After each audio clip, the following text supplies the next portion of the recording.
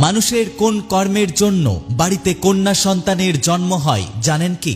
কি বলেছেন গীতায় শ্রীকৃষ্ণ?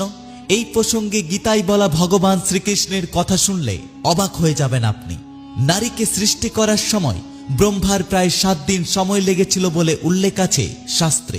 কারণ নারীর ভার বহন করা সহজ কাজ নয়। মনে করা হয় যে বাড়িতে কন্যা সন্তান জন্ম নেয় সেই বাড়ির মানুষেরা অত্যন্ত সৌভাগ্যবান হয়। 1000 জনম পূর্ণ করলে তবেই কন্যা সন্তানের পিতামাতা হওয়া যায়। যে স্বামী স্ত্রী কখনো কোনো পাপকর্মের সাথে যুক্ত থাকেন না, কখনো কারো ক্ষতি করেননি, তারাই একমাত্র কন্যা সন্তানের বাবা মা হন।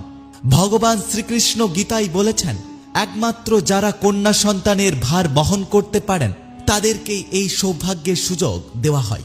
সেই ভার শুধু আর্থিক দিক থেকে নয়, বরং সমস্ত রকম দিক থেকে। নানা সমস্যায় থাকার পরেও যদি আপনি আপনার কন্যা সন্তানকে ঠিকঠাক লালন পালন করেন তাহলে আপনি খুব সহজেই ভগবানের আশীর্বাদ লাভ করবেন।